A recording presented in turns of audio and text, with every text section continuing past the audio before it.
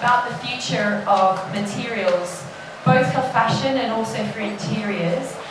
We're going to be talking about some of the plant-based materials that are prevalent right now in products, and also some of the potential materials of the future. I've got three fantastic panellists.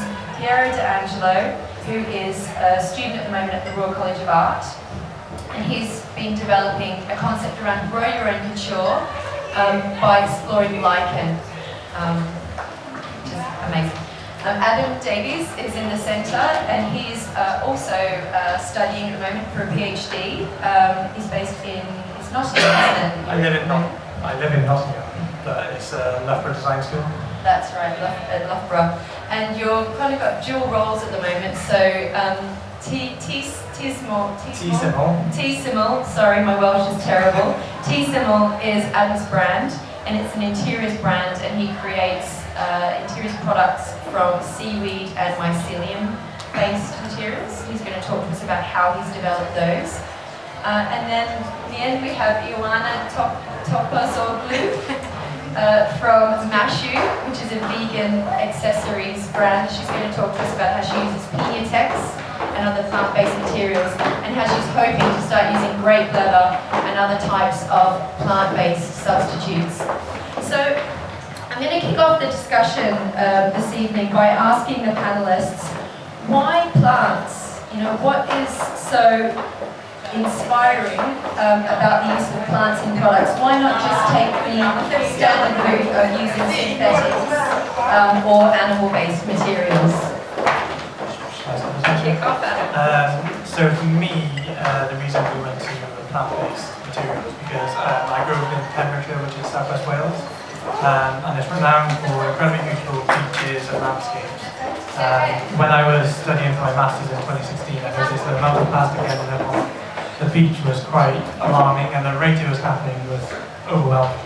So from that, my Masters one year, I spent the whole year on the beach, just playing with seaweed, experimenting, grinding it, cooking it, combining it with other different waste products. So the material that we have at the moment is combined with paper pulp. So that has been the basis of what I've developed into our brand T-Simul and what we're doing at the moment. And that's developed into the mycelium architectural interior products that we do. And for us, it's about limiting and reducing the amount of waste ending up into the environment from our activities as designers. Because I felt as a product designer, I didn't want to contribute to this plastic, this negative impact that designers inherently have because they're designers.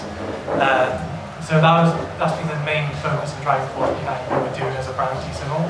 So you really started with plants, they were the inspiration. It was the seaweed that sort of took you down this journey. It wasn't a case of, I'm going to be a designer and I will find some materials that will work for me. No, it was purely me being on the beach and just playing with seaweed. There was such an abundance of it on the beach, and there was such an abundance of plastic on the beach. I thought, what if there was more seaweed-based products, where if the plastic on that beach was, instead of oil-based polymer, it could be a seaweed-based polymer. Then the continuity between the living seaweed and then the seaweed-based product is, it works together. Yeah, absolutely.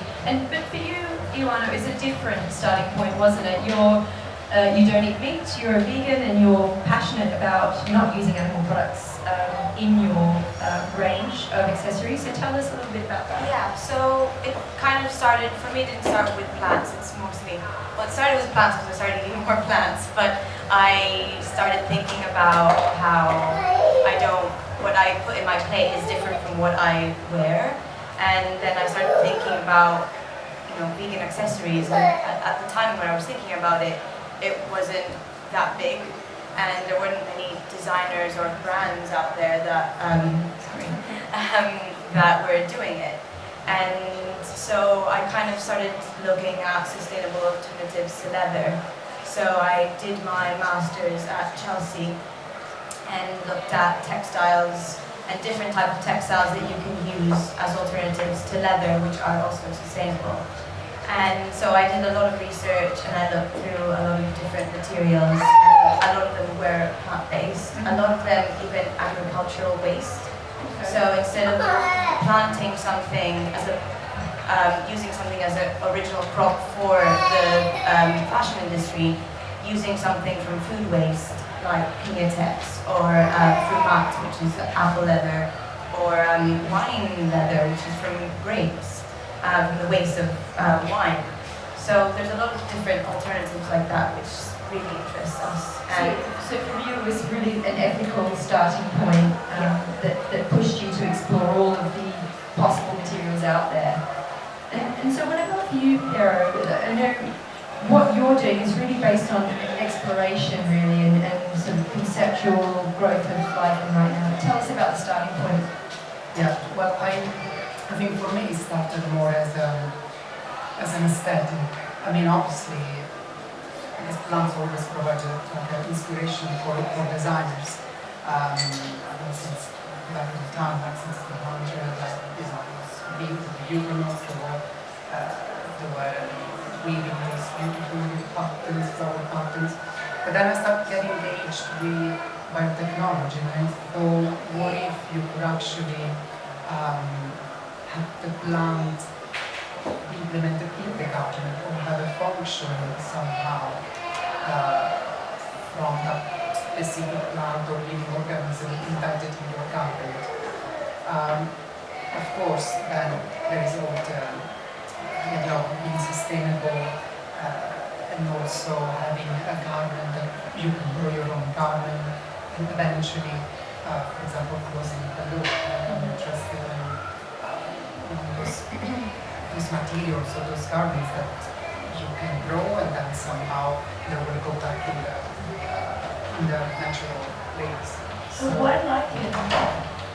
I think it just happened by accident, because I think, you can see a sample that those are crystals lichens.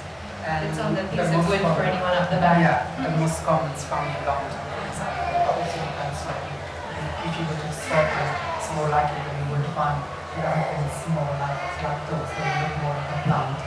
So it happened just by accident, and again, it was an aesthetic, it was just by, I was almost much just understand what I was thinking. But then I started researching about them, and I found out they have amazing characteristics.